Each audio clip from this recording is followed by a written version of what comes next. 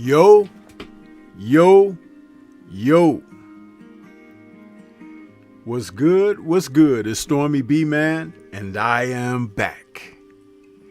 Welcoming you to Nerds on Culture with Stormybman. Avengers Doomsday update for this Friday. No, this is Thursday. Forgive me. January 1st, 2026. This is the first Nerds show update that I'm doing. And I guess it's only fitting that everything is kind of all screwed up. I had the idea to simulcast this over on my Rumble channel as well as my Temple of Culture and Entertainment channel, but some kind of way when I went to go live, everything got crossed up. So it is what it is, man. It's like, my goodness, I started off the year still screwing up, but at least this is live. So I'm here to talk about the Avengers film that is seeing multiple trailers being released, which are basically little sketches that are like less than a minute. We were told when this film was completing principal photography that the Russo brothers had over approximately 30 trailers that they were piecing together to tell this story's presentation to get audiences prepared for the movie, which will release next December 26th. December 2026, excuse me. I'm all over the place, man. But salute to everybody. I hope that you're having a pleasant new year. Things are starting off kind of bumpy for me here, even with this presentation here. I'm like, man, can I ever get this correct? Can I ever get it where it's just going to be smooth? I don't know. I'm doing my best, people. I'm doing my best. So, over the past couple of weeks, there have been 3 trailers released for this film.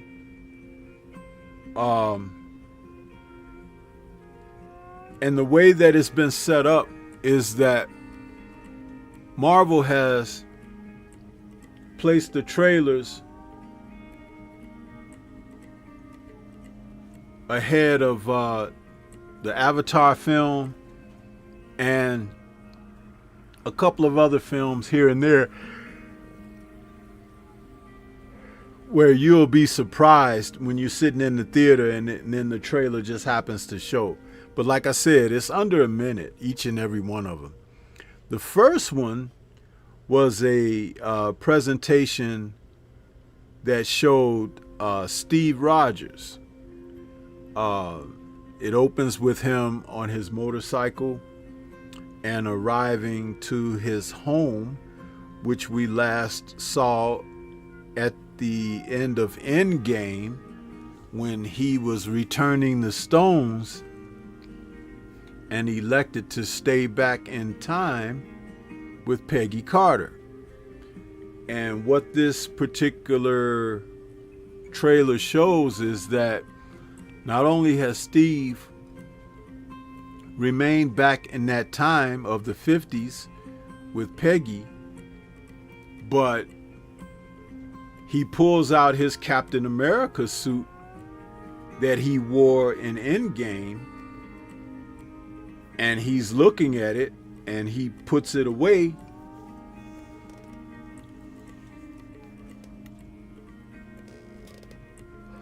Then there's a shot of him holding a baby in his arms, and we're being led to believe that that's his son that he's had back in time with Peggy.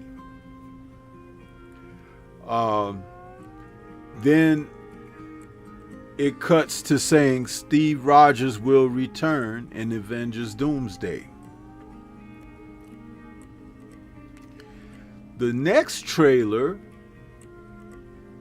is showing Thor in a forest kneeling in prayer. And as he's kneeling in prayer, he's speaking out loud, and he appears to be talking to Allfather Odin. And he's asking him to give him the wherewithal to go through whatever venture he's embarking upon, and that he's able to return to love his daughter, whom we met at the end of Thor: Love and Thunder.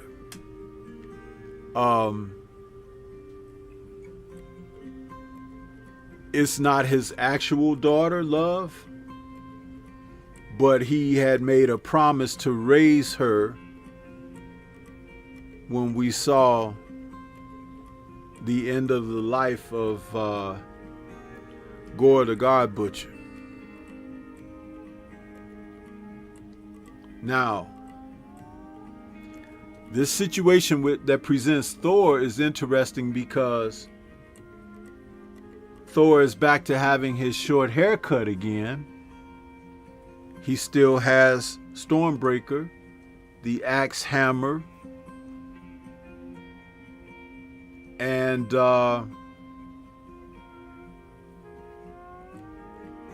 his prayer to the Allfather is interesting because within words that he speaks, he's talking about what he has faced in the past. So it's taken us through something of reference that has transpired with him prior, even though it's a present moment. And it says that Thor will return in Avengers Doomsday. The most recent trailer depicts Charles Xavier and Magneto playing chess and speaking through a voiceover that talks about life's end and closing your eyes and what happens. Then there's also a shot of the X-Men mansion where there's destruction.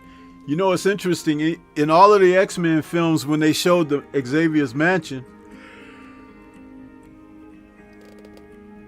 it always suffers some kind of damage or ruin or destruction. And once again, in this trailer, they're showing the X-Men mansion being destroyed again, and you can see the plaque, the sign that hung outside the gates of his mansion laying in ruins on the ground. There's a shot of Cyclops taking his lenses off and a blast coming from his eyes. All of this is like with a certain type of a theme that's giving you the impression that it's a manly thing going on. There's some type of a paternal thing going on. And from what I understand, there's going to be more of these trailers. And they seem to be releasing by the week. If you think about it, the Super Bowl, which will happen, I think, in February,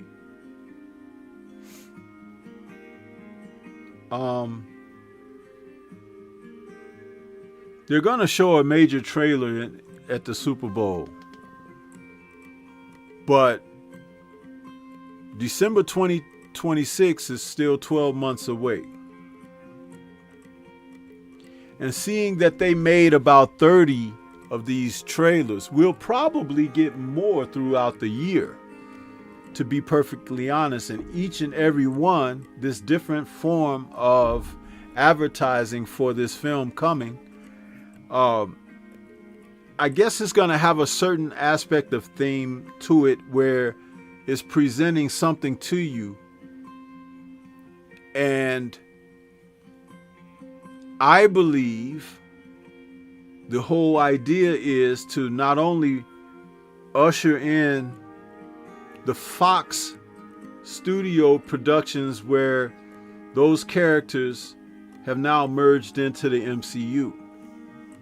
Sony's characters of Spider-Man have emerged into the MCU, along with Wolverine, who's also a part of the X-Men, but he also had his own independent films, and Deadpool. So at the end of the day, I believe that what they're trying to do is erase what transpired in Phase 4.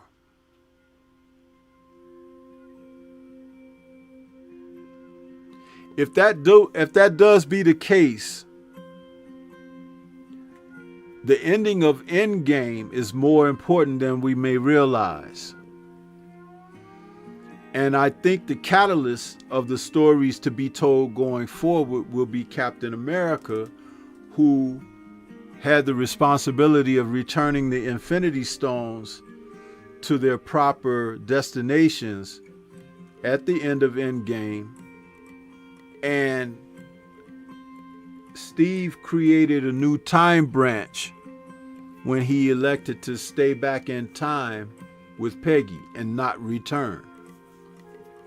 Now, we did see a Steve Rogers return at the end of Endgame, but he was an elderly man who turned the shield over to Sam Wilson.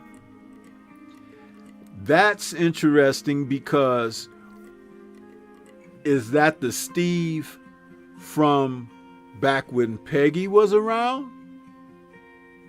Or was that the Steve who lived a long life but never returned as Captain America? It's going to be interesting. We'll have to see the movie to get the answers to this. But it's very interesting because there was a time in the comics where Steve Rogers was not Captain America, but he became a new hero that was known as Nomad. Nomad had a different costume, and he didn't carry the shield.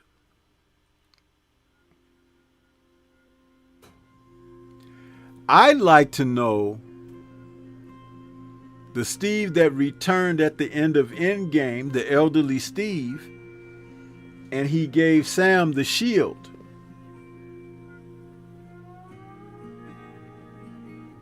Who and where is he from? What timeline? Because the Steve that faced Thanos at the end of Endgame, his shield was destroyed by Thanos' blade, remember? All of this is very interesting, man. It's like, but leave it to the Russo brothers, who are going to tie these story ends up to mean something and to merge into a cohesive story. It's going to be very interesting what happens there.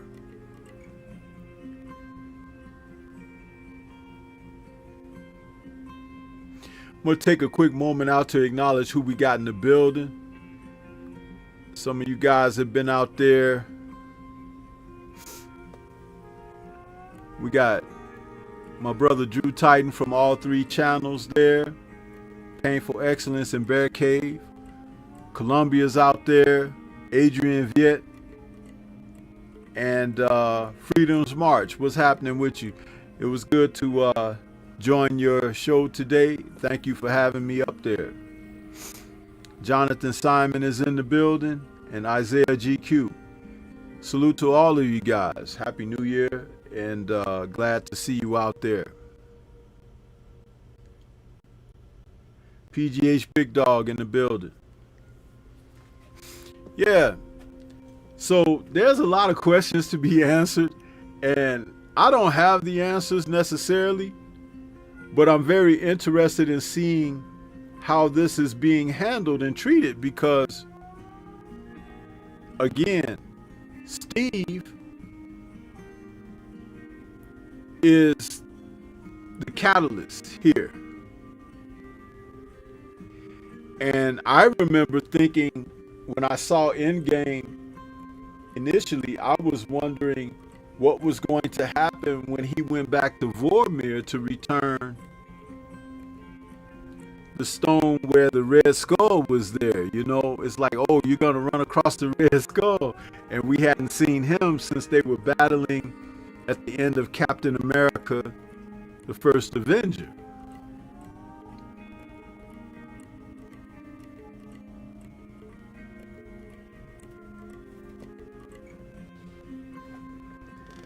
It's just amazing that, to think about what could transpire with this storytelling.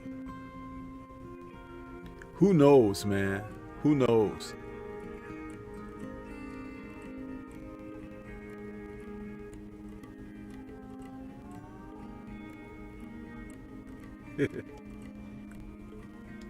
Isaiah GQ says he wonders is Venom gonna be in it. Listen, man. You just can't help yourself from jumping off track. If Venom was to have anything to do with anything, Isaiah GQ and chat, it will be in the Secret Wars film, where Peter would return because of that storyline.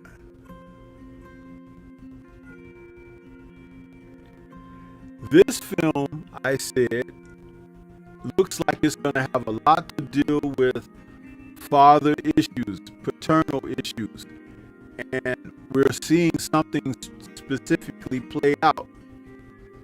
I believe that Doom, now that he has Franklin Richards, he kidnapped him at the end of Fantastic Four, the first steps. Is going to be using Franklin to assist him with things that he wants to do as far as either stopping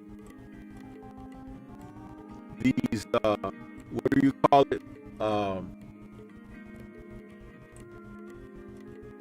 word escapes me now, where the different universes collapse on each other. What do you guys call that? Drew, you out there. What's that called? It's what Clea came to meet Doctor Strange at the end of Doctor Strange Multiverse of Madness, when she said that I need you to help me stop what you started. And Strange did some stuff too. Both he and Steve are catalysts over what's happening to the multiverse. Incursions, there you go. Thank you, Fire Beast. Appreciate that. Incursions. I don't know why, you know, my mind is kind of off right now because I'm upset that when I tried to set my live up, everything didn't go well. I'm only broadcasting on one channel, and probably that's all I need to broadcast on because everything else is starting to screw up for me. But that's what secretly got me distracted because I'm kind of upset about that. These incursions caused by Strange and by Steve. Yeah, I'm aware of that too, Jamal Davis. Just bear with me, brother. I can't do anything about it. I can't do anything about it.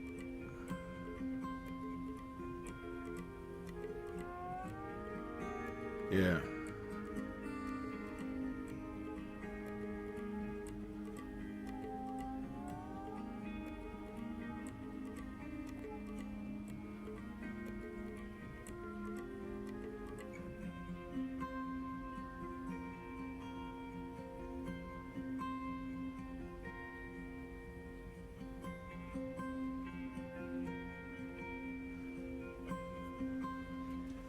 Yeah, so with everything that has gone on,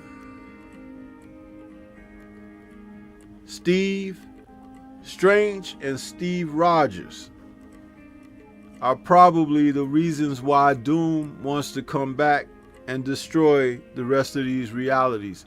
Maybe it's because he lost his own family in his universe.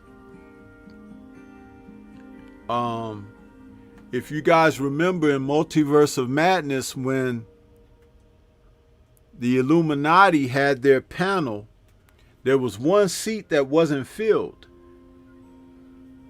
And you had guys there from Professor X, you had Reed Richards, you had Captain Marvel.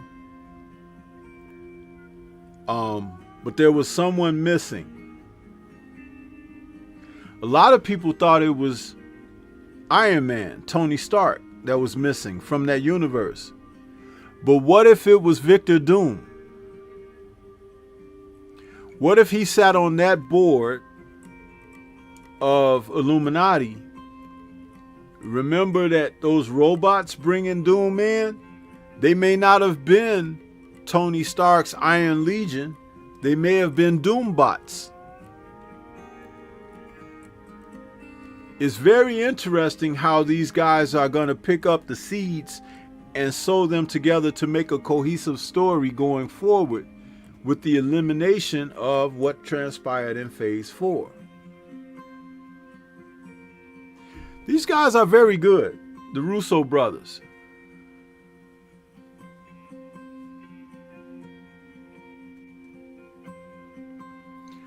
I'm not so certain that it'll be the best Marvel film. This film is like a wrench. It's a tool. And it's a tool toward correction.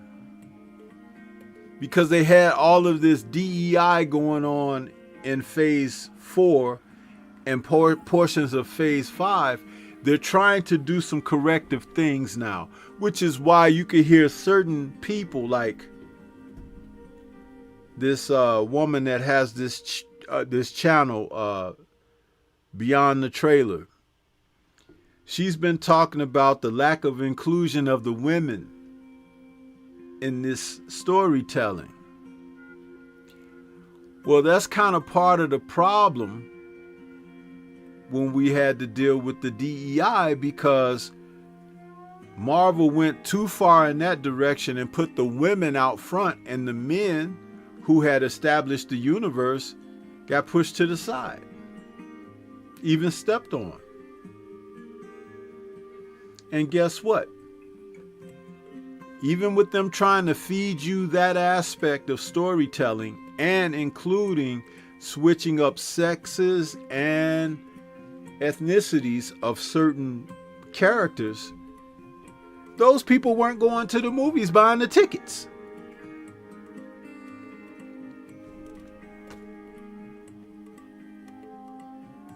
It's like the WNBA. They want equal pay to the guys and all of this, and though they do play very good basketball, where are all the women supporting the WNBA? They're too busy at the NBA games trying to catch an NBA player. Huh? You can't make this stuff up, man.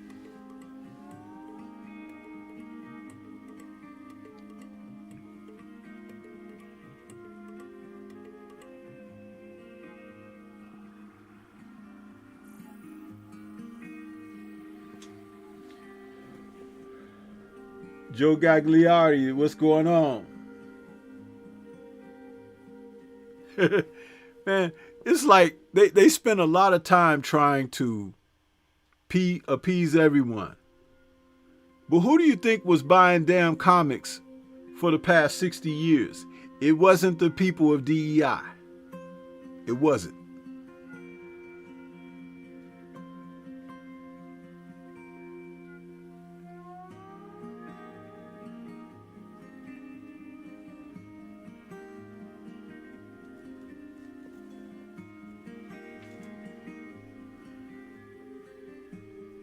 Yeah, so they're going to get back to telling some great stories.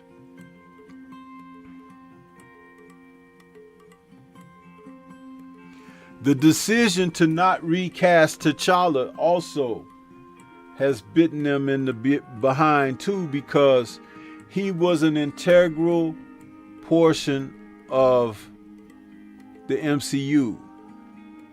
And though it's very unfortunate what happened with the loss of Chad Boseman, listen, they should have recast that character.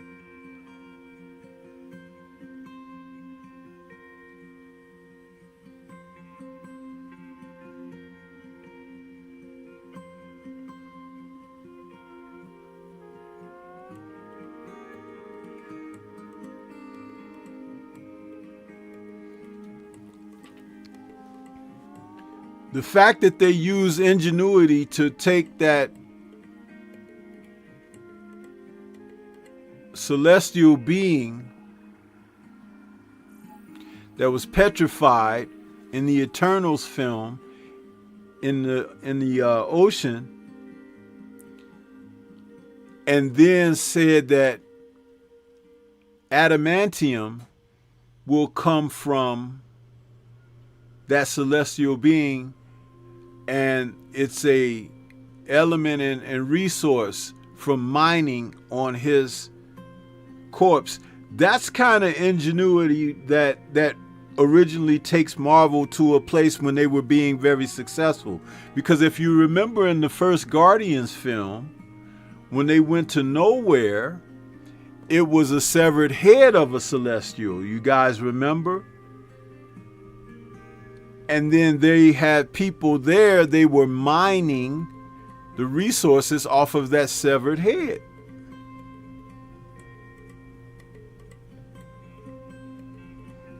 So that kind of links up. It makes sense.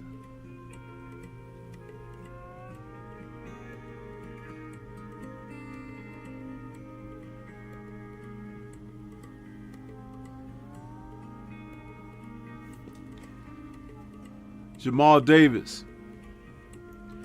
Why make Michael B. Jordan the Black Panther? Why? His character had, he played a prominent character in the film, right? Why make him the Black Panther? I would like you to explain your logic in that. Is that because Michael B. Jordan is a decent black actor? You don't think that there are other black actors that could play T'Challa?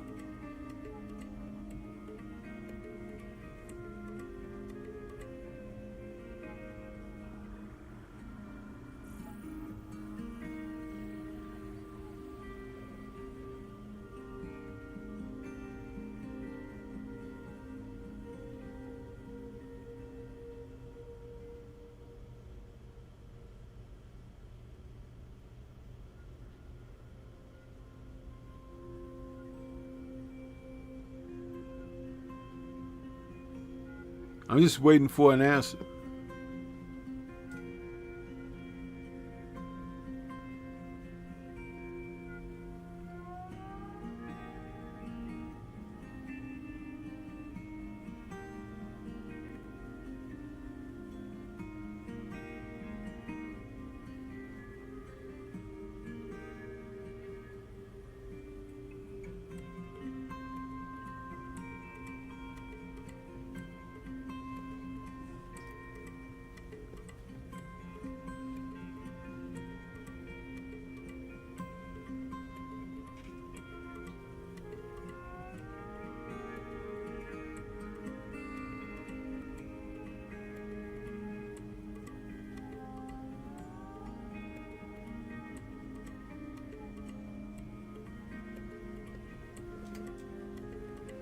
Because from what I understand, that kid from Snowfall,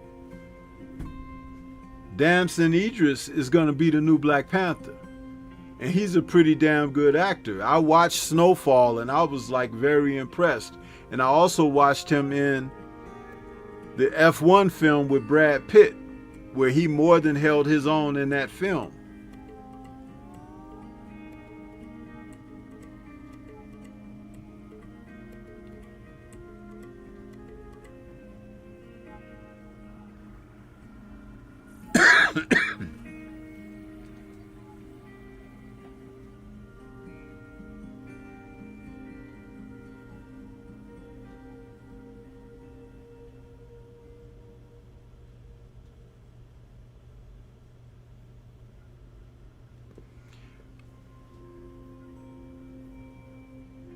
So Jamal Davis, you done went silent now. You were writing your ass off a moment ago, and now you don't want to say nothing.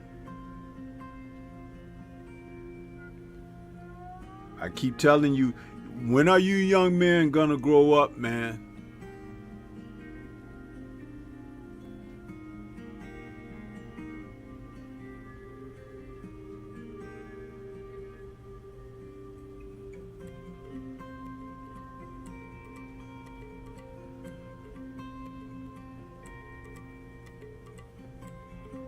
It's 2026. Today. And it's the same shit as yesterday.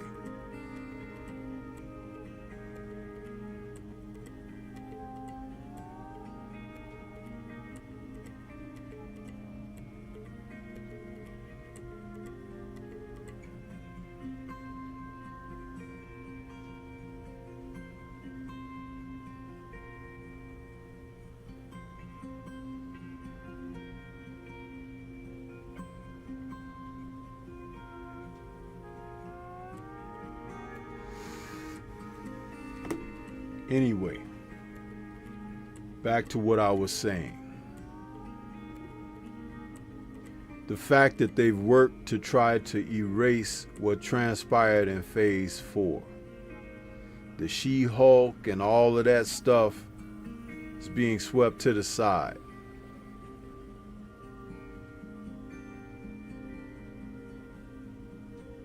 There's so much source material that they have to build upon cinematically.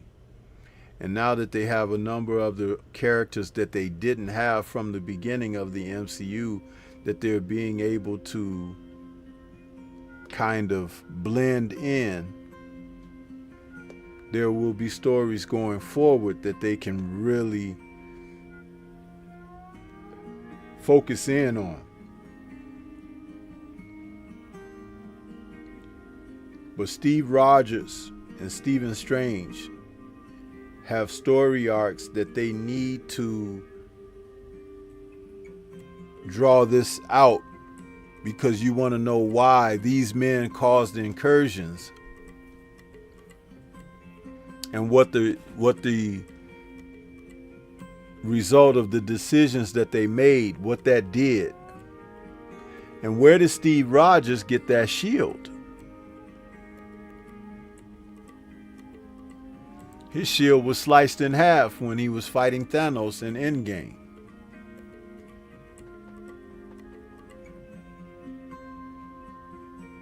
When he went back in time, he took Mjolnir with him to put it back in that era from Thor: The Dark World.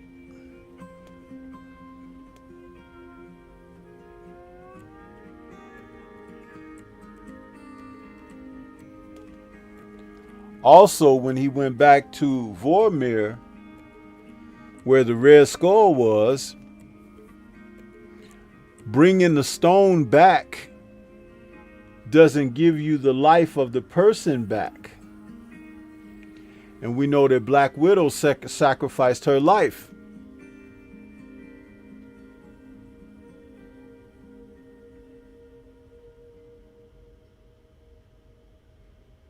That alone could have caused another incursion.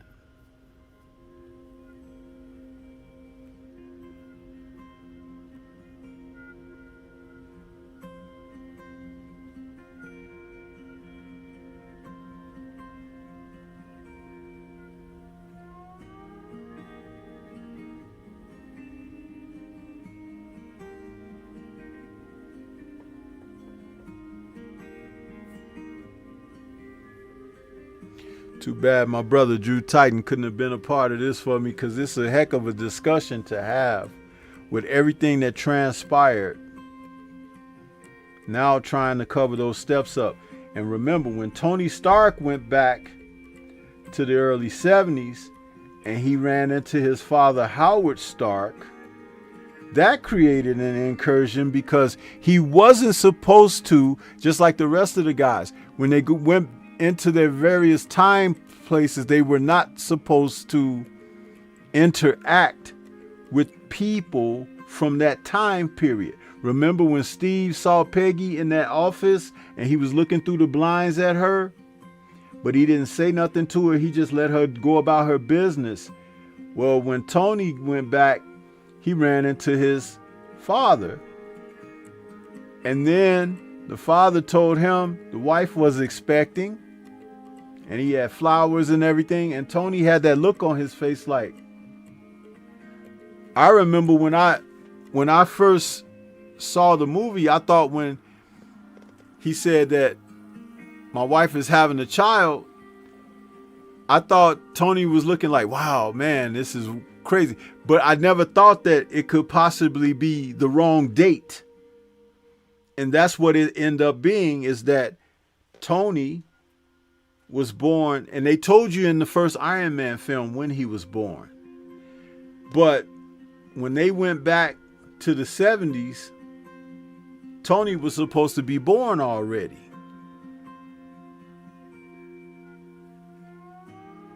So get this. In Endgame, when he snapped the Infinity Gauntlet to send Thanos away, and it killed him, burned half his body and everything because of the gamma power, right? What if when he did that, along with going back into the 70s to meet his so-called dad, that created an incursion, and that Tony that we knew all of this time was never Tony Stark, but Victor Doom. and that he was adopted in the MCU.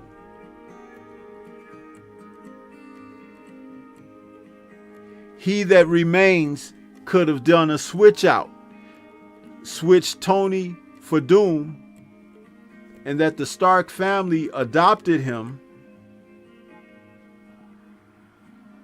because in Doom's universe,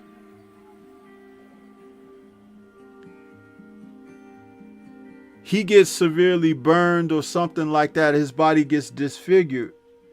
But I believe it's according to what happens to his family. Now,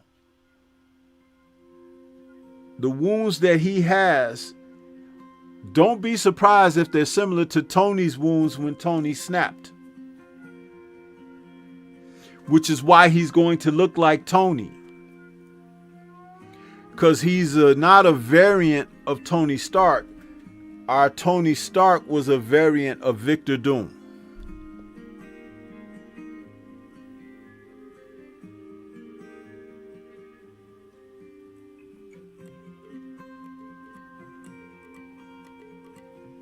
And if Damson Idris is playing T'Challa from another universe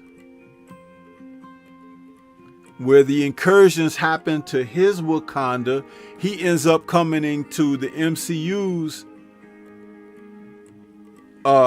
universe, and they recognize him as T'Challa, but he's not the same T'Challa.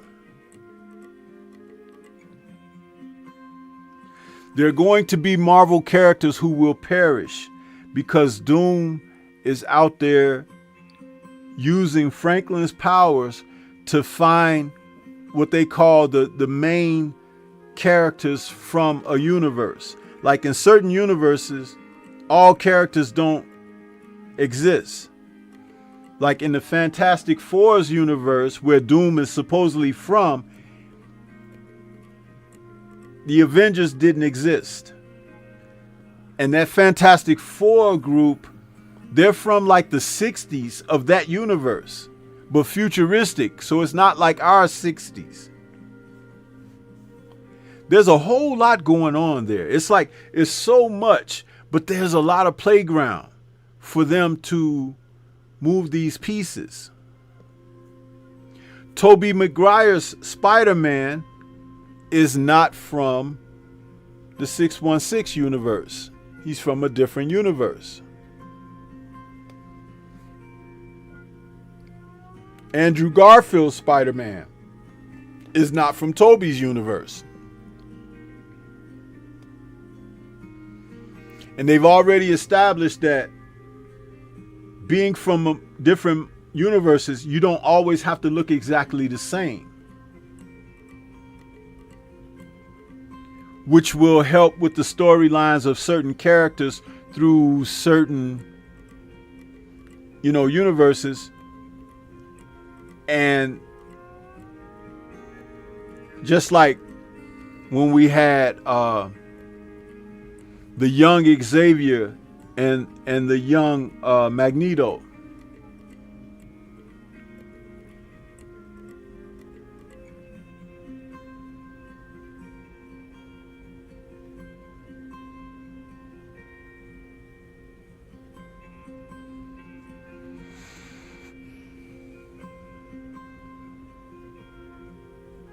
How many Doctor Stranges did we see in Multiverse of Madness? 3? 4? 1 died. 1 died that we didn't see. Remember, they said they had built a statue dedicating the statue to him because he helped defeat Thanos in that universe. Oh, and we're being told that there's going to be a return of Thanos in this film too. Like a King Thanos or something. According to the comics, there was a King Thanos. And if you guys remember the story, for those who followed the graphics, there was a showdown between Thanos and Doom. And Doom killed Thanos by reaching into his body and pulling his skeleton out of his body. I could imagine the Russos wanting to recreate that scene. That would be amazing.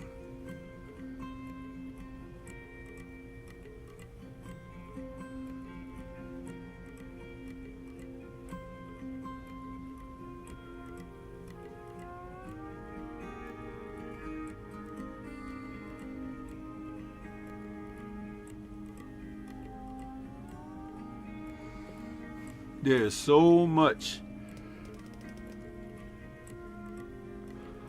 to consider with these storytellings, man. It's just unbelievable.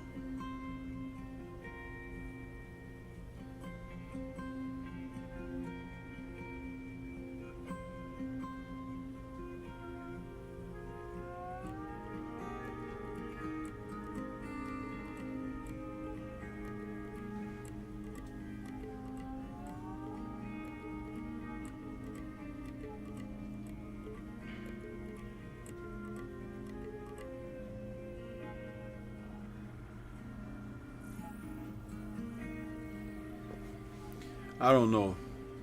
I'm just going to try to figure it out as these trailers come about.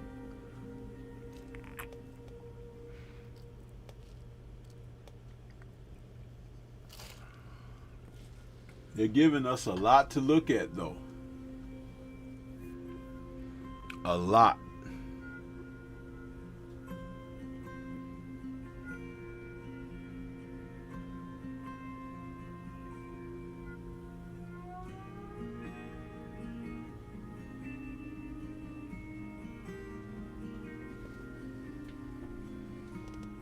So yeah, I don't know what you guys are going to do as far as when the movie comes. Are you planning to see it in the theater? There's going to be more stuff being released as we go. But they'll begin filming, if they haven't begun already, Secret Wars. And Secret Wars is going to have the new characters in there, the ones who'll be playing Iron Man going forward, Captain America going forward. I think they're going to keep Chris Hemsworth as Thor. He'll just be an overseer like Odin.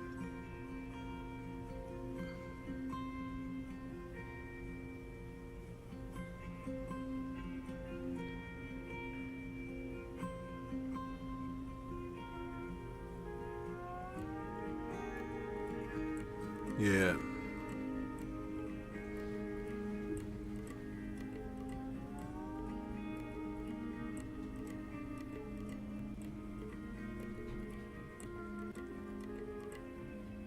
Just something I wanted to talk about a little bit, geeking out again over these films.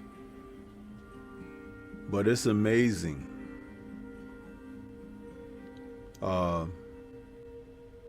Source material should be Marvel's friend, though. Stop trying to get creative and reinvent the wheel by taking female versions of the characters and pressing them forward. We didn't need to see Ironheart. We didn't really need to see She-Hulk because you have Deadpool. She-Hulk breaks the third wall, the fourth wall, whatever it's called, and so does Deadpool. But Deadpool is the best at it.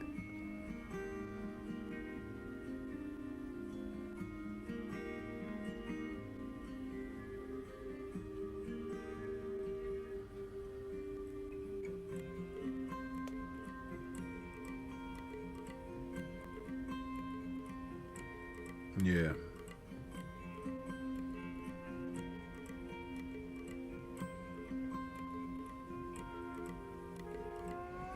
So as I said, let's just wait and see what happens. I'll be back with some more videos on this type of fare. There've been a lot of other channels doing videos on this, but it's like, just because something happened, I'm not ready to just jump on that like that. And I'll end up uploading this to my Temple of Culture and also to my other page on Rumble, since I couldn't get the broadcast to go live and multi-stream, but I'll still upload it there. So it'll be an opportunity to enjoy. So, but I want to thank everybody for coming out. Appreciate you. And we'll catch you guys next time out. Peace to everybody out there. And once again, Happy New Year. Smash the like button on your way out if you didn't on your way in. We out of here.